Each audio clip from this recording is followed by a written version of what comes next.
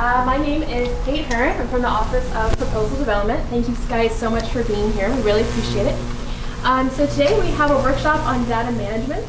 So we're thrilled to have Renee Julian. He has a new job title, so I'm going to make sure I get this right. He is the STEM Data and Research Librarian here at the FSU Libraries.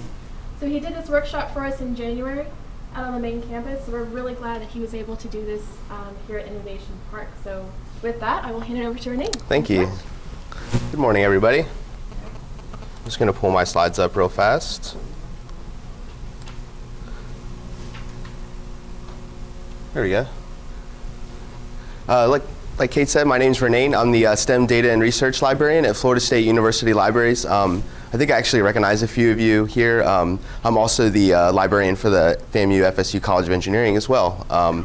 And so today, what we're going to talk about is we're going to discuss how to create a data management plan for funded research. So I'm going to talk about what we're going to start by doing is defining research data and data types, because you're going to have to do that as part of the actual data management plan. And then we're going to actually define research data management, what it is, so that we can all agree on a working definition as we move forward. And then we're going to provide, I'm going to provide an overview of federal funding policies. Specifically, we're going to discuss the NSF, the NIH, NOAA, and the Department of Energy.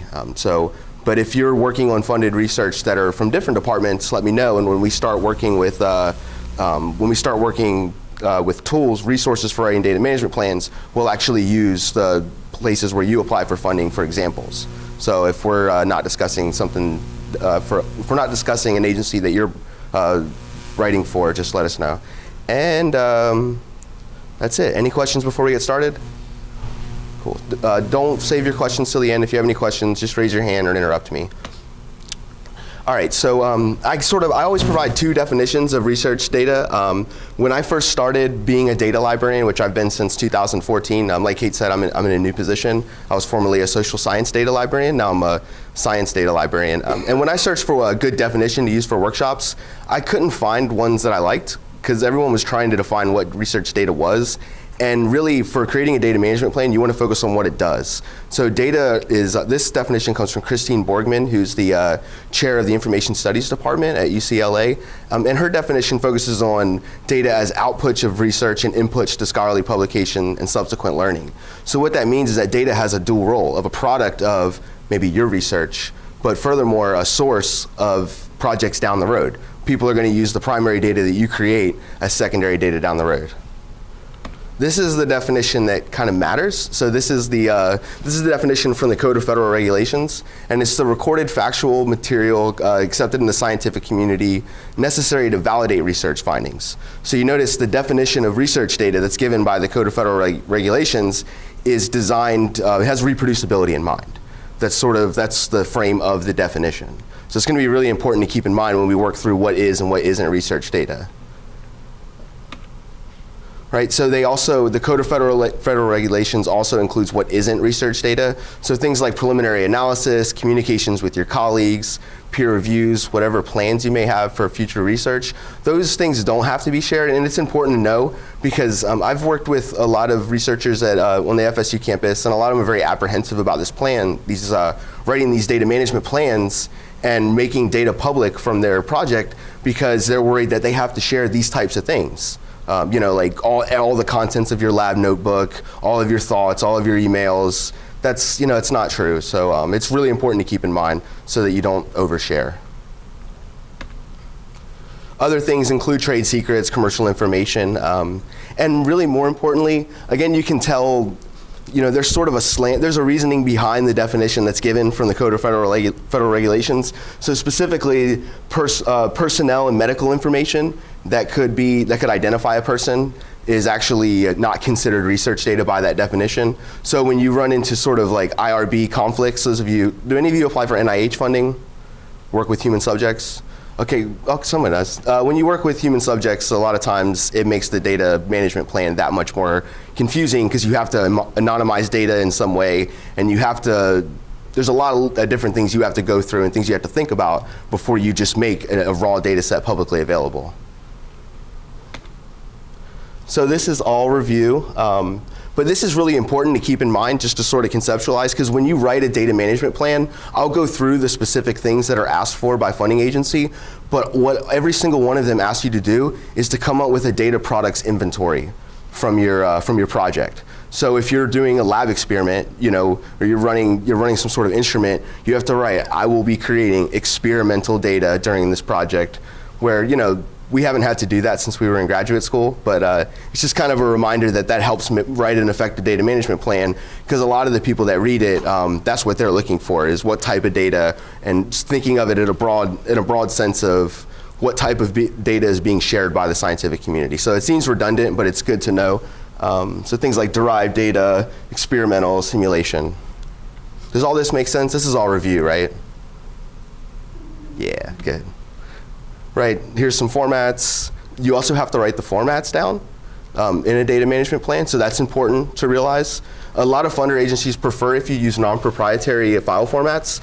So if an easy example is saving an Excel file as a couple flat CSVs, or saving a Microsoft Word document as a text file. But there are also things that if you're using some sort of instrument discipline or instrument specific tool that spits out data formats in a format that can't be read by a regular spreadsheet program or a text editor, if it's possible to convert that data, it would be nice to mention that in the data management plan.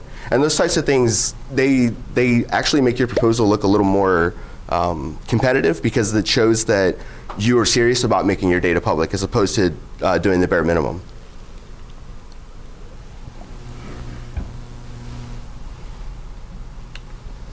Right, so obvious examples are the products of your research. So if you're doing surveys, audio tapes, your spreadsheets, your output from your experiments.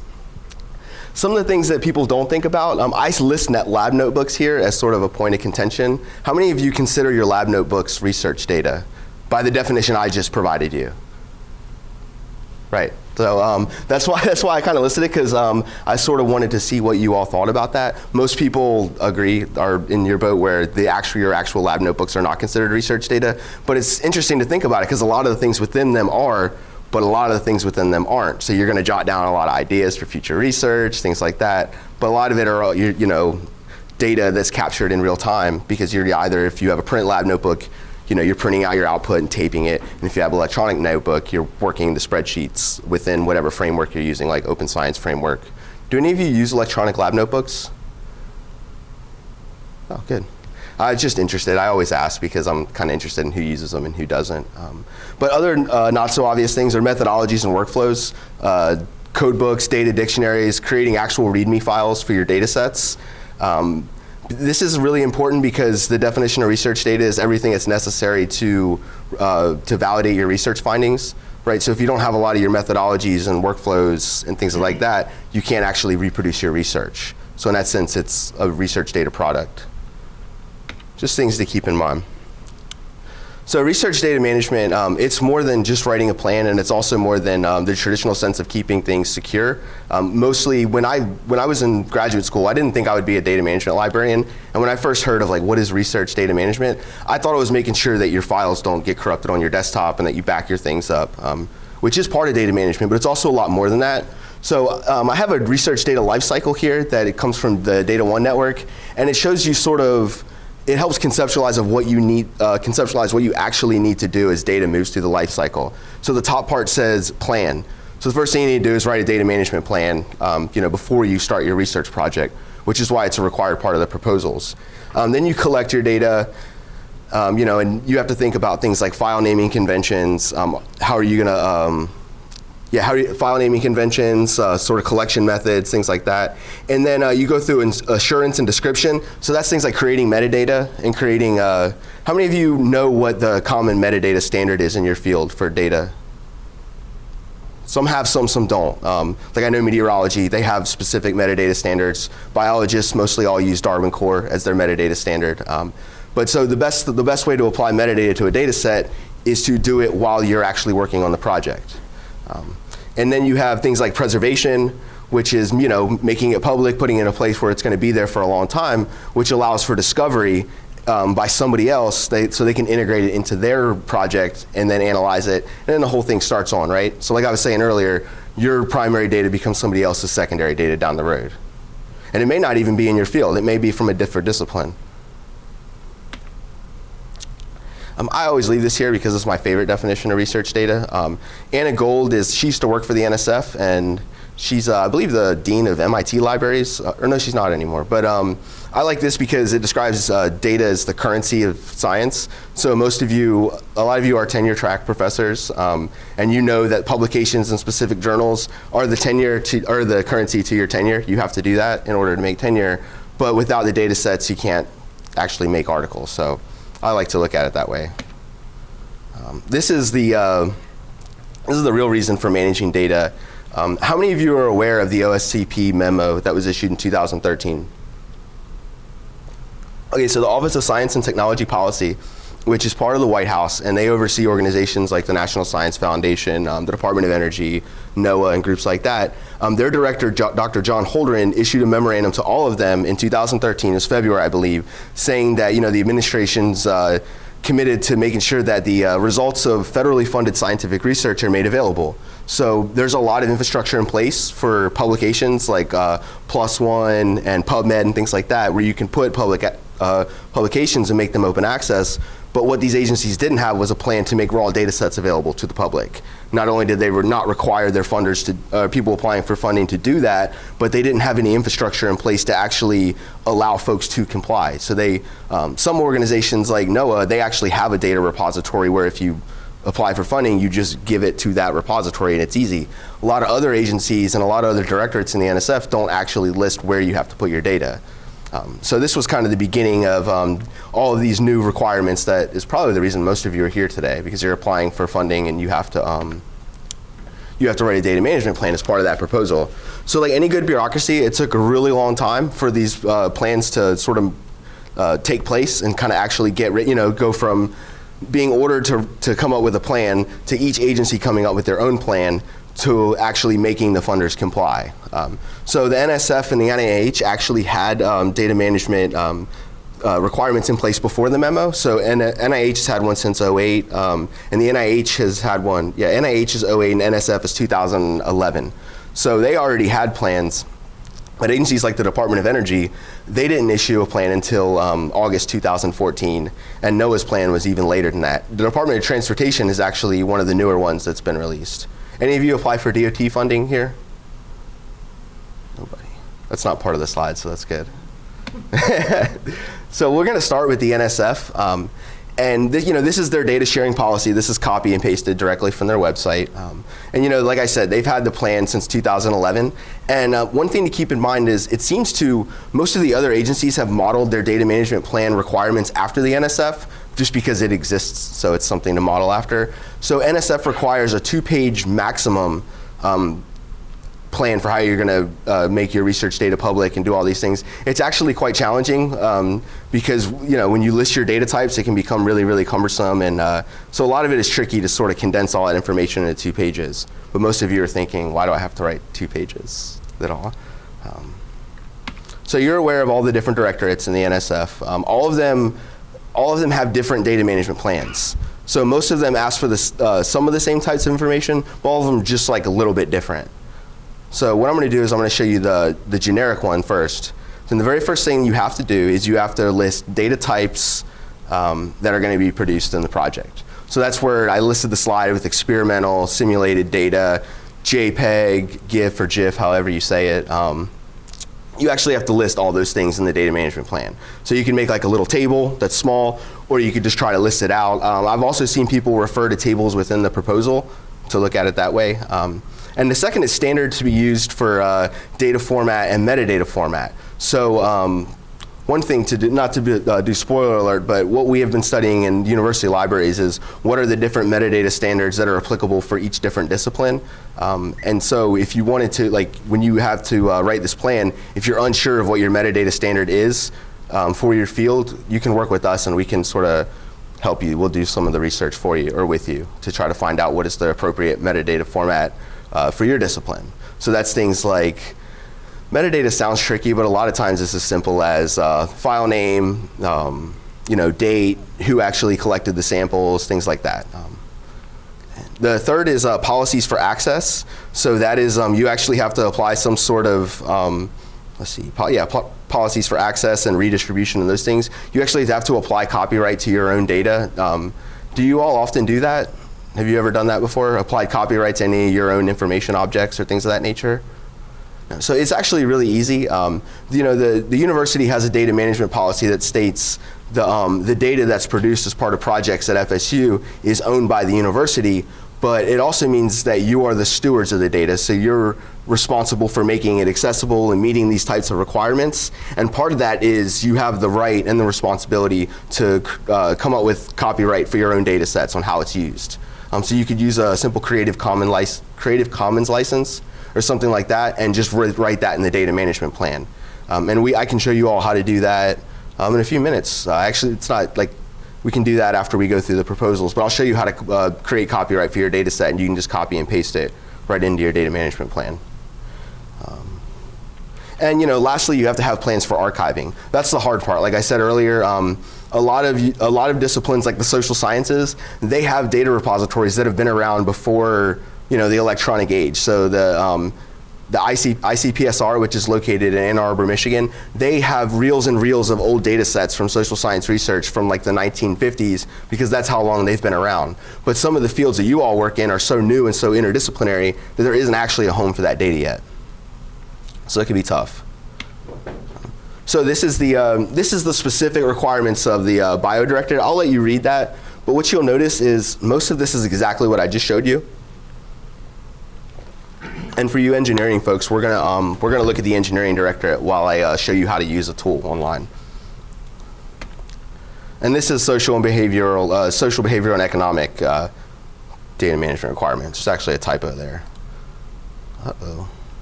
You could send these slides to us? Yes, that's correct. Yeah, so the video will be available on the Office of Proposal Development's YouTube channel, and the slides will also be distributed after the workshop. So there's links, and I have a works cited page that has links to all of these things that I'm showing you in here. So this is NIH. Nobody's applying for NIH funding here, so I'm not going to spend a whole lot of time talking about it. Other than it is the oldest. I'm sorry, is somebody? Oh, good, great. That's actually awesome. I'm glad you raised your hand. NIH has had a policy for publications since 2008, and their data requirement is a little more recent. So anyone applying for $500,000 more in funding has to write a description on how their data is going to be shared. And NIH simply just requires a data sharing paragraph on how you sort of cover all those things that I discussed in the NSF. But what I like about the NSF is they actually list it on their website, what all the discrete things are that you have to write, types of data produced, metadata standards, provisions for reuse, provisions for sharing. NIH didn't really make it that easy. So what I did is I actually went through the public access policy, and I created my own set of subheadings. And I've asked other data people and people who apply for NIH funding if this is appropriate, and they said yes. So this is useful if you're going to write a data management plan for that, because they ask for a description of data collected, formats, plans for disseminating data. One unique thing about the NIH, though, and I believe IES and other agencies list this as well, is that you have to list a timeline for the dissemination of research data. This is really important because when they say a timeline for dissemination, it doesn't mean 12 months after publication. That's not an acceptable answer to the funding agencies. And we've actually had data management plans brought back for revision because of that language in it. And what we had to do is correct it to something more specific, such as, because hypothetically, that last publication could be publon after publon after publon. You could essentially almost never release your research data if you've said 12 months after your final publication. So what you have to do is say something like, research data that supports any publication will be made available, like when the article's published is right when the raw data will be published, and or a specific amount of time after the research project is over.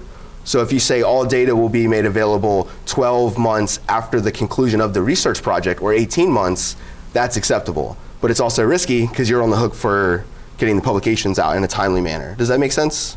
That's when the project's over, you say in the grant ends? You could write that. That could be. It's really. And you put your plan in there. That would be one way of doing it. I'll repeat that. The question was like, do you want to say like X amount of time after the funding is run out or something like that? That would be one way of doing it, but it really it's project by project basis. So what I usually do is when I sit down with a PI and talk about their data management plan, we look at it and do it case by case. And it's really a conversation.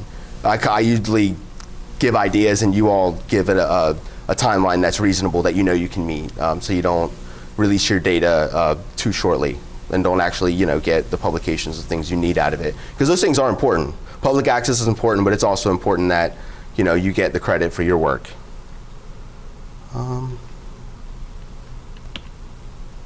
So there are other portions of the NIH policy the NIH proposal that sort of deal with data management. A lot of the federal funding agencies, NIH and NSF specifically, encourage you to write in data management costs. So that's something to be considered in your budget. It's typically a drop in the bucket compared to your overall cost of a grant. It's not going to really make a huge difference. That's if there are depository fees and if there are data management fees. A lot of the people we help, bless you, a lot of the people we help don't actually end up needing any cost for data management planning. So, and the human subject section, you'll obviously, a lot of that information you'll copy and paste from the human subject, from that section into the data management plan. So some of the information is redundant. All right, so the next thing is NOAA. Any of you apply for funding for this agency? Good.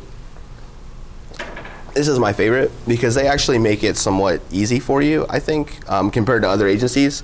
So, they have same things. The first, I believe, 5 are all the same things that we've seen in every other policy. But one thing they have is previously published data, and what that means is they want to know, they were going to track like your reputation for data stewardship. So this is part where climatologists, meteorologists, they'll actually put data sets that they've created before.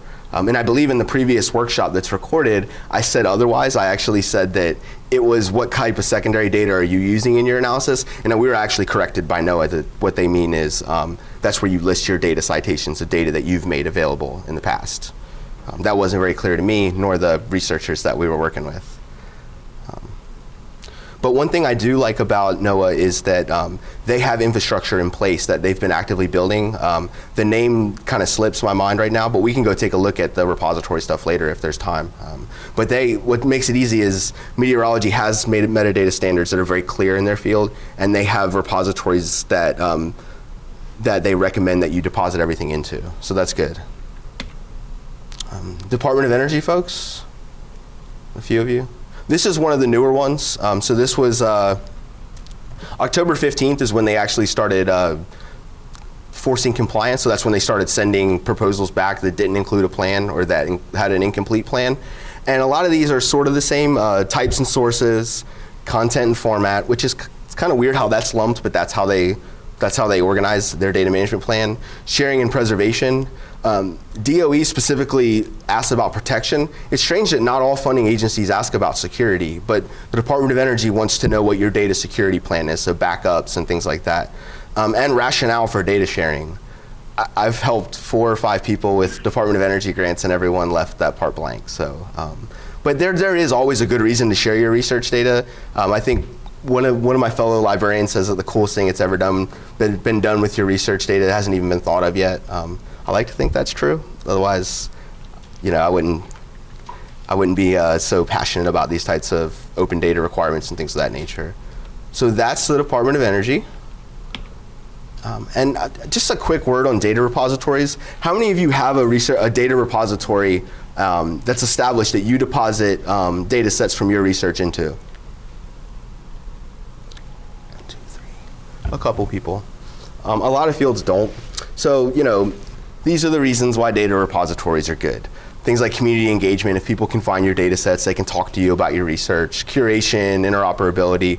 But one of the most important things is citation and linking. So if you deposit your data in a data repository, then they're going to have some sort of mechanism of, they usually have a button that says cite this data, and all you got to do is click it, or all they have to do is click it when they're looking at your research data, and they have a usable citation with a direct object identifier to give credit for using your data set. And that's really important because if you're required to make your data open, you should make sure that it's easily citable, because you might as well get credit, for the good work that you're doing and making that, making data available and pushing science forward, and increasing discoverability. These are just some examples of notable repositories. GitHub is, have you all heard of GitHub? Almost everybody, right? See what I'm saying? That's a repository for code and things like that, and scripts. Dryad is a popular one for biological and other natural sciences. And like I said, ICPSR is a social science one. There's 4 types of repositories. The first one is called Research Repository, and that's a really fancy way of saying your project website. So in a sense, that is a repository. You build a place online, you put your data there, and that's where it is. That's your repository. The second's domain or subject based. So that's the ones we were looking at earlier, like Dryad, GitHub, things like that, ICPSR. And the third is a national repository. So data.gov tries to be a national repository because, have any of you ever actually traveled over to data.gov and just played with it? It's pretty fun from an interdisciplinary standpoint because it pulls all kinds of economic and like weather data and things of that nature that you can find really easily. And then the last one is the institutional repository. So how many of you have heard of our institutional repository, Digital Commons? A few of you. So we have a repository where you can deposit your articles, but you can also deposit data sets. So we've written a few letters of support for folks on this campus, most notably Dr. Albright Schmidt's Department of Energy grant that was recently awarded. We helped write the data management plan for that, as well as a letter of support that we would make the data from that project publicly available in Digital, our institutional repository. So that is another solution. So if your research is interdisciplinary or you're in a very, very small field where there's only a few of you doing the type of work that you do, and there isn't one of these subject or domain-based repositories, there's a local solution in place as well. So don't forget that when you're thinking about where you're going to store your data. All right, so this is the one tool I'm going to show you. Yes, sir. What kind of orders of magnitude of data we can store in the institution repository? What types can you store? No. What order of magnitude the capacity? Because when we run our experiments, normally one run takes 2 terabytes of data, and we are already in trouble backing it up right. to hard drives. So I kind of have a 2-part answer to that. The first one is it's case-by-case basis. I'm not the institutional repository manager, so I don't make the decision on whether or not a data set goes into Digital. And the second is a lot of times you may not, I'd have to look at your specific research, but all of that may not be necessary to put in a repository. That may be the type of data where that is backed up somewhere. I don't know because I'm not familiar with your research, but that could be a case where you need to store that data for 3 to 4 years somewhere, but it may not be feasible, and you may not, it may cost a lot of money to put terabytes and terabytes of data into a repository. So it's kind of a case-by-case basis type of thing. But it's good that you brought that up because not all data, there is some capacity issues with Digital. We haven't run into them yet, but we are aware of that. And so it is a case-by-case thing. Definitely don't write Digital into your data management plan unless you discuss it with us, and we'll be happy to write you a letter of support. Yes, Beth? So let's say it is too big. Will you help folks find another repository that will work for you? The question is, if the data set's too big, will we, I'm mic'd for recording. If the data set's too big, will we help find another home for it? And the answer is yes. We will try to find a free place, like a domain or subject-based repository. And if you'd like, in some cases, we can go get a quote from the repository for you to figure out how much it's going to cost if there are depository requirements. So we're happy to work with you in that way. All right, so these slides are for the folks at home that don't get to see the workshop. But what I'm going to do is I'm going to jump out to DMP tool and just sort of show you this. I have a link to this in the site. Have any of you ever used this tool before? Okay, someone has. So we're an institutional member of DMP tool, which means that when you click on login, for anyone here from have an appointment at FAMU, you can still use this tool. All you do is go to not in list, and you have all the same templates and everything that the FSU one does. We weren't on the list for a long time, and we used the tool just fine. So I'm going to select Florida State University. If you were not on the list, you just put in your email and create a password. Put in your Blackboard ID. That's a good question. Hold on a second. I have the link at the end of the page, but or at the end of the slide presentation. But if you go to lib.fsu.edu, you go to departments. Data management is part of the Office of Digital Research and Scholarship. And this office does a lot of things. We do academic publishing, data management, pedagogy, and digital humanities. Obviously, I do the data management stuff. I don't know about digital humanities or pedagogy and stuff. But you click on that, and then we have DMP tool right here. And you could also schedule a consultation if you'd like here as well. Or you just email me directly. I have my card. That's usually a lot easier. So I actually have this link in the slides as well, so you don't have to navigate through the library website to find it. But if you Google data management FSU libraries, it also comes up. So it's a nice fail-safe. So you have to give permission for Florida State University to release your name and email address. This is actually sort of a big deal because that was scary language. I didn't like that. All that means is that you're letting DMP tool store your email address. So don't fret. All right, so you're here, and so say you want to, you're going to create a data management plan. You go to Create New DMP, and I'm going to select one of the directorates that I didn't cover today so that we can have a look at a different data management requirement. So I'm going to go to the National Science Foundation. Oh, for those of you, I actually made this template, the Department of Transportation. So you should check that out later. So we're going to go down to the Engineering Directorate and click Next.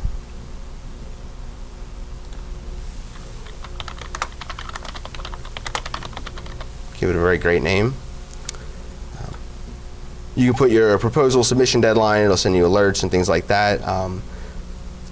You'll probably always want to keep this private.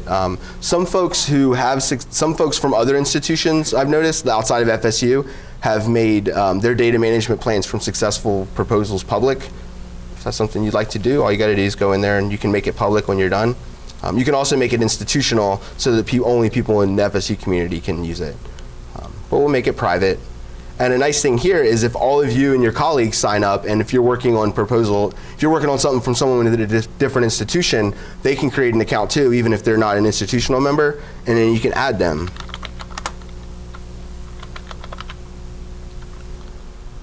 I do this every presentation to annoy my friend Micah. He works with me in data management as well. So he's going to get a notification that we're creating a data management plan because he doesn't get enough emails. So here are the things that are carved out for the Engineering Directorate. This is all pretty much the same, these top four in this. Yeah, so it really doesn't look much different than any other the other directorates. It's mostly different language and how they're ordered. So metadata is third here. But what I like about this is it gives you guidance. So it explains the policy. You can click on links and actually go to the data management FAQ page and look at the information yourself if you'd rather read the whole public access plan or if something's confusing. And we put in with some local links here, just that might help you. And I want to see if this works for research. It does. So we have a research guide for data management as well. That's good. That's the fun thing about workshops. That's how I find out things are broken. All right. So what I like is you can go in here.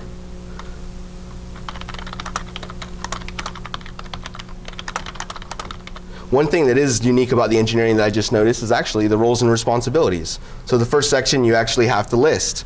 Are you, the PI, going to be responsible for the data management plan? Or is it going to be a graduate student or graduate students? You actually have to list who that person's going to be, if you can do that, or what that role is going to be. So they want to know that. So if it's going to be one of your co-PIs, or if you're going to have some grants, large grants will have like an information officer or something like that assigned to it, and it's their job to execute the data management plan. So you'll want to list that there. That's a unique part of the engineering one.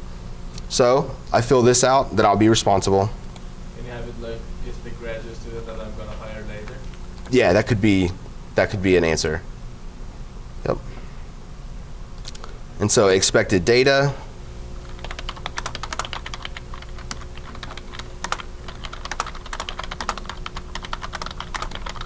All right, so that's where you put your data inventory.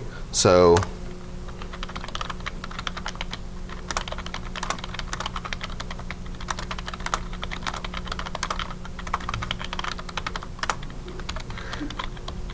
it'll be a CSV. And yeah. Basically, you're taking that guidance above and filling out the Yep. Yeah, so you're using this. So this guidance actually has it has all of the things that you need to consider in here. You may not have room to address all of these, so you have to prioritize them. So the data generated, you might want to be really generic in your answer there. List the data types. Yeah. But usually the data inventory is the most important part of that section. And then period of data retention. So you make this box bigger. And that's all you kind of get there, is that.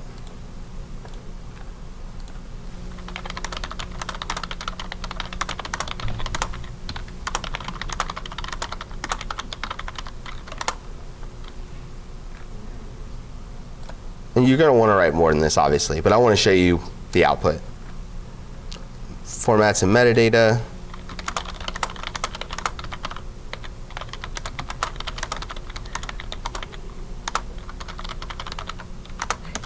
All right, and data formats. You could put how you're going to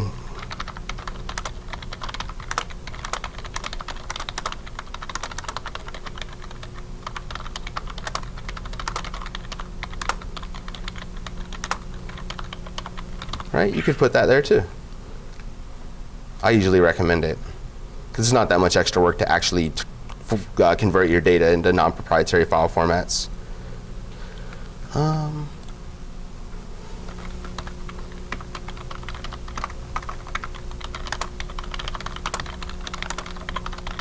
So data dissemination, policies for public access, sharing. This is where you'd put your information related to the Creative Commons license you attribute to your data set. You refer to the data ownership policy at FSU, and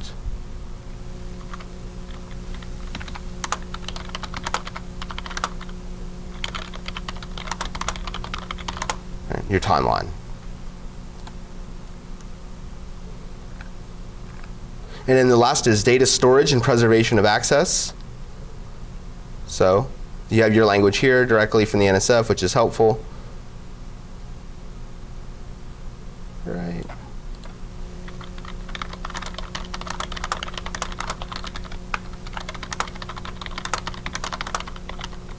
There you go. You put that there. And then you have a couple options here. You can export it as a PDF. I don't recommend doing that. You just export it as a Word document. So that way you can go in there and change stuff later if you make a mistake.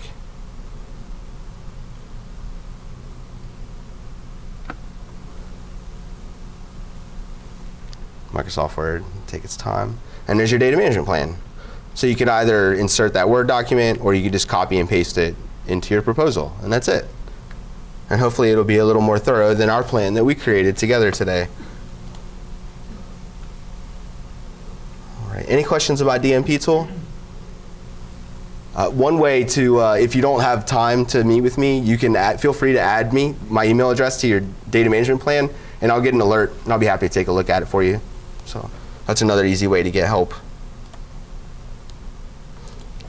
All right, so we're going to go back to the presentation. And what we're going to do is I specifically plan to not go the full hour and a half, because if any of you want to go through specific like data repositories and specific requirements, I'll stick around here for as long as we need to actually go through those specific ones individually. So here are the services that we have at FSU.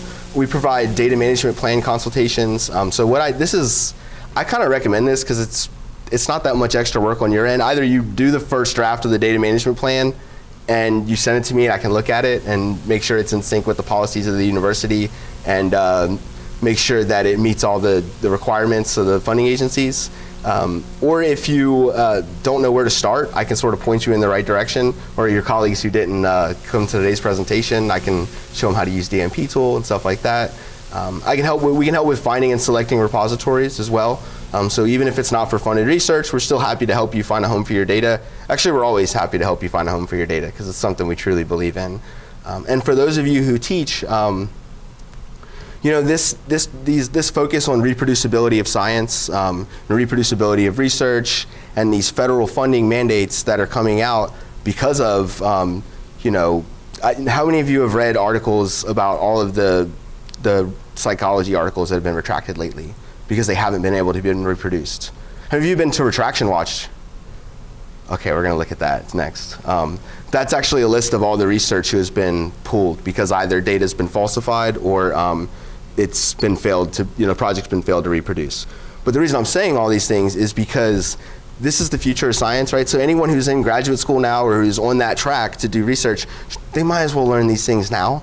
And so we can do, I do, a lecture every year in the responsible conduct or research class. But if you're doing labs or anything like that and you just want a fresh face to come in and talk about these sort of requirements and sort of what effective data stewardship is, and what I do when I work with students is spend a lot less time talking about the funding agencies and a lot more time talking about the why and how of managing your research data, not just creating the plan. So today, the goal is to create a plan so that you can, meet the requirements and exceed the requirements of the funding agencies.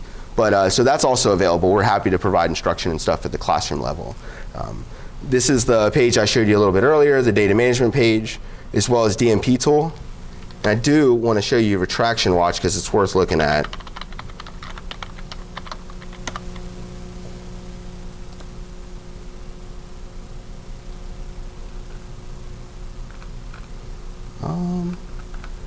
Let's see. I think I went to the wrong thing.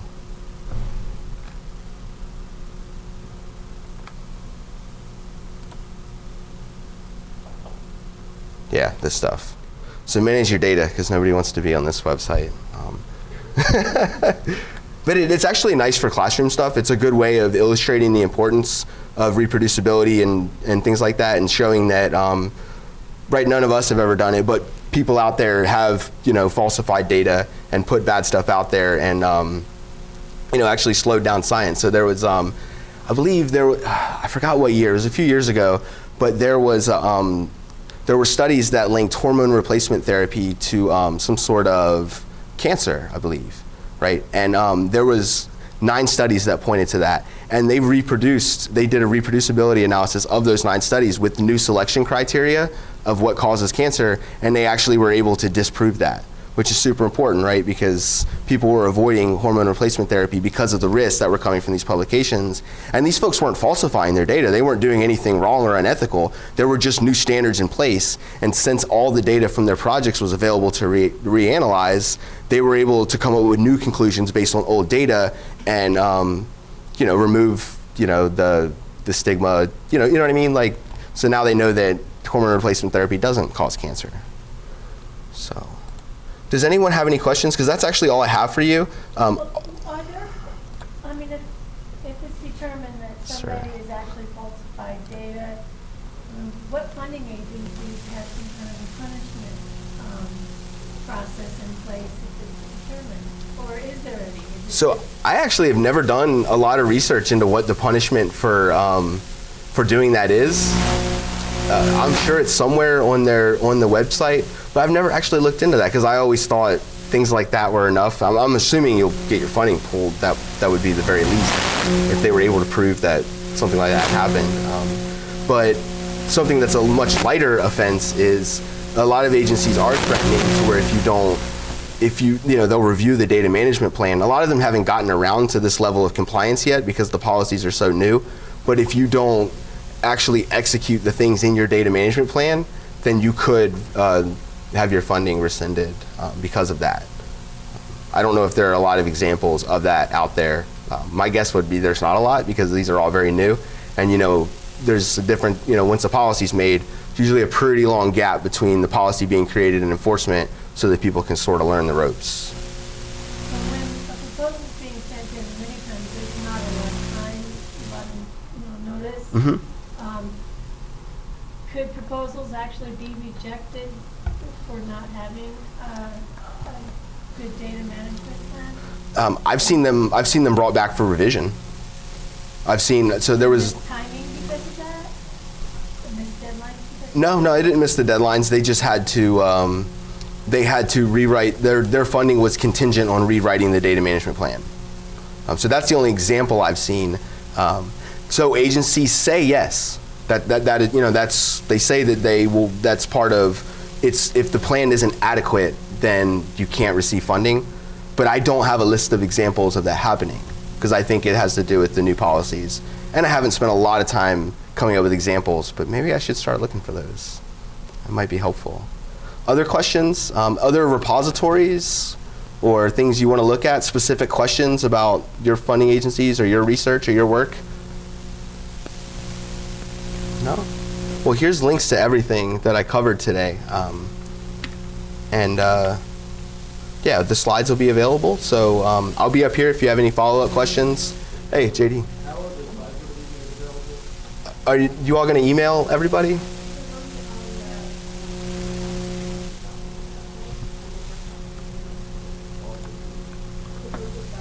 Oh. Here's the page right here. Yeah, if you could send them out, because I need to find it really quick. Okay, so they're also there to workshops and trainings, so then you just click on them and Right here. Yep. If you click on technology, you scroll down to past workshops below. There we go. So some of the actually instructional biology repositories are actually placed in Britain, like United Kingdom. Right. They're outside of United States. Is that normally a problem, or NSF just doesn't care? They care. I think it has more to do with the reputability of the repository. So if that repository is hosted in the UK, but it's reputable. Or like Cambridge or like Oxford. Yeah, that's not an issue. Yeah, it's all about the reputation of the repository, and quite frankly, the United Kingdom has had more data management requirements in place for much longer. They have a much stronger infrastructure for research data management. So yeah, there will be a lot of cases where the repository you'll select won't be in the United States. But the thing is part of what makes a good repository good is that the data is available to the public. So the fact that it's in a different country, it's not going to affect anyone from any developing nation, America, for accessing it. So no, it won't be an issue. Other questions, comments? Yes, sir.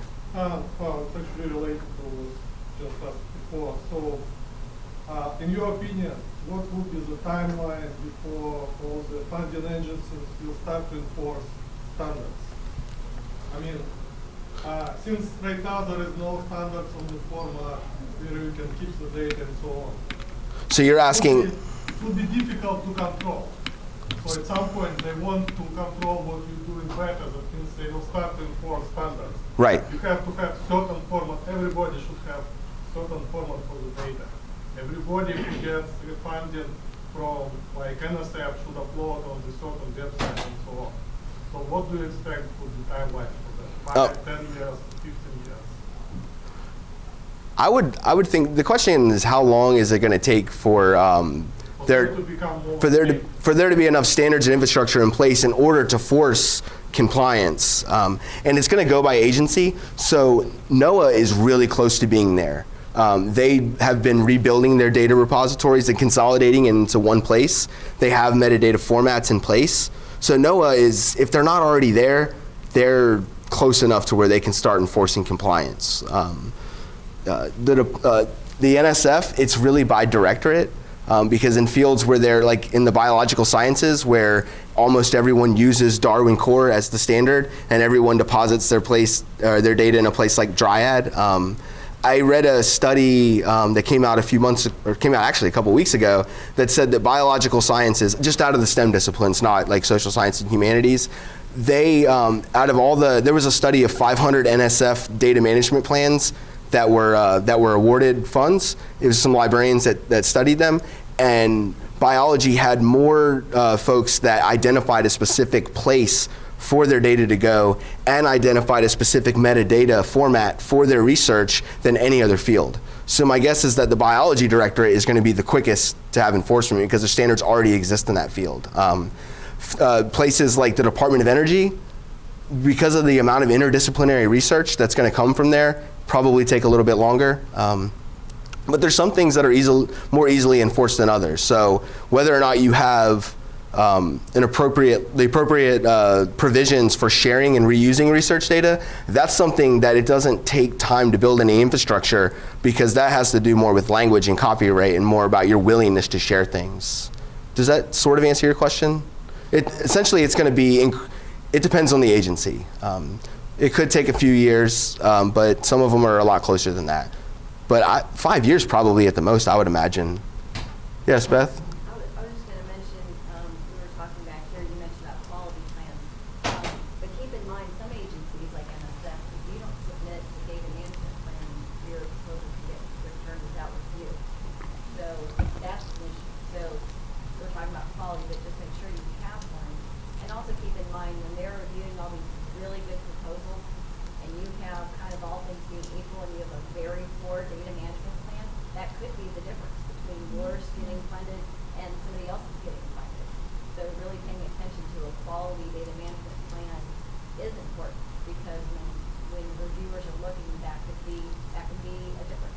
Yeah, thank you for saying that, because creating a data management plan, you really are, you're being pulled from two ends, and you have to come up with a compromise. You have to have a plan that's high quality, that's going to be appealing, that's going to make data publicly available, and that's going to meet and a lot of times exceed the funder expectations, but you also have to be able to do it. So any timeline you list, you have to make. If you say you're going to make your data in non-proprietary formats when possible, you have to try. If you pick a metadata standard to use to describe all of your data sets and say that all the GAs in your lab will be trained by the libraries or yourself or somebody else on how to create metadata on the fly, as they say, as you're collecting data or as you're running experiments, then you have to do that, or switch, or have a good reason for why you're using a different standard or doing it a different way. So it's kind of that balance. Other questions or comments? If you want me to just walk through something specifically too, one-on-one, I can hang out too for that. Yes? Can student publications or research data be put on digital? Absolutely, that's a great question. Can student publications and research data that they produce in their projects be put in digital or institutional repository? And yes, the answer is we'll be happy to work with you in getting that type of stuff up there. Like I said earlier, there could be size limitations or things of that nature, but barring any of those types of limitations, depositing your research in digital is not going to be a problem at all. We'd be happy to have it. Yes, sir. I guess I don't know enough about repositories. I'm trying to figure out if FSU has patents on repositories or has direct links to. So FSU does have its own institutional repository. And this is it. Digital Commons, it houses our digital library as well as our research repository. The digital library is fun. That's a totally different presentation. There's a lot of cool things in there, from like historical Florida State things, but the other part's our research repository. And let's do an advanced search. Let's try to find some scholarship. There aren't data sets in here yet, so the system has the capacity, and we're also, one of our development priorities at FSU is to, this is open source. This is hosted on a platform called Islandora. And so our lead developer at FSU is part of the international consortium that is turning this into a robust data repository, so that we're going to take feedback from researchers and try to add, to do value-added things, like to where like Figshare, when you can click on a spreadsheet and it gives you kind of like the top line view of what variables are there or things like that. So that's what we're working on. Well, let's find a publication so that we can look for it.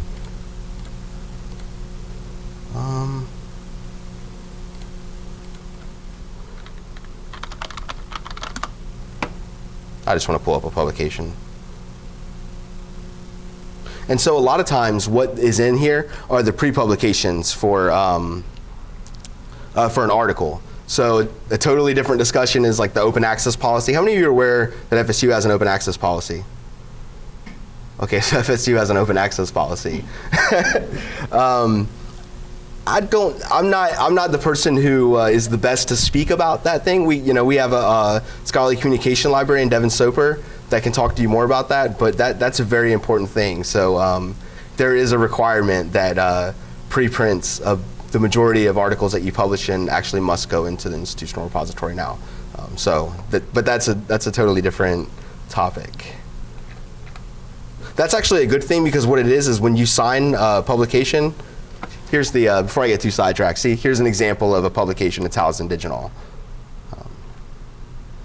But when most of you sign a publication contract, how many of you have signed a publication contract? Almost everybody? A few of you?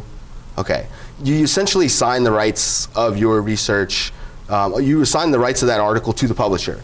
So if you take that article and put it on Facebook and tag your mom, you're like, hey, check out my awesome article, you're actually violating usually the copyright agreement that you signed. So what this open access policy does is it creates this sort of, I'm gonna only cover this at a high level overview, but it creates like default language to where, as an institution, we require that the accepted preprint manuscript be deposited in Digital, and that language is already implied. Like we've been contacting all the publishers and all the journals throughout the nation about this, letting them know that this is our policy.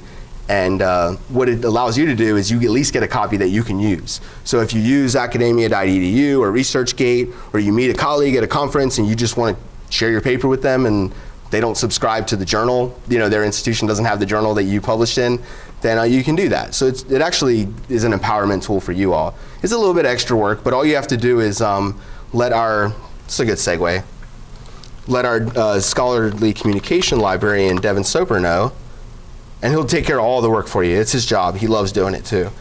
So we go back to departments, digital research and scholarship, academic publishing, and there's tons of stuff there. So the open access policy has its own web page here with all the information you need. So that might be, for those of you that aren't aware and are gonna be writing articles and have an appointment at FSU, you'll definitely want to kind of take note of that.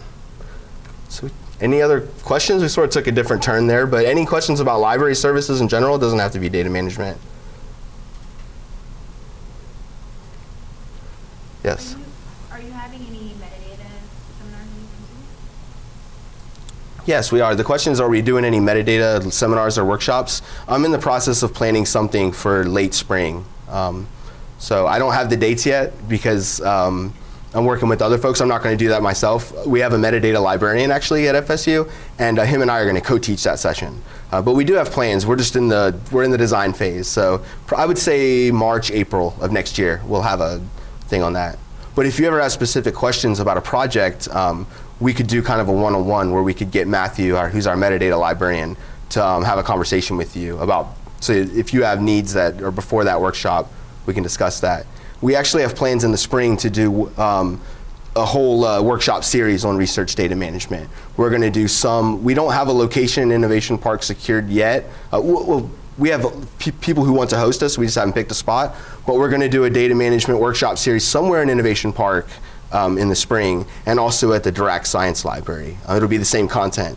So we're still sketching a lot of that out, but some of it will be, one of them will be the created data management plan, so you don't need to go to that one again. But we'll have one on metadata and formats, one on data as intellectual property, so we'll dive deep into copyright and things like that, and treating data as IP. And we'll have one on repositories too, so we'll talk about like kind of nuts and bolts, like what are good repositories for disciplines and things like that. Yes, sir. How available are you? I know you did these workshops, and so you have other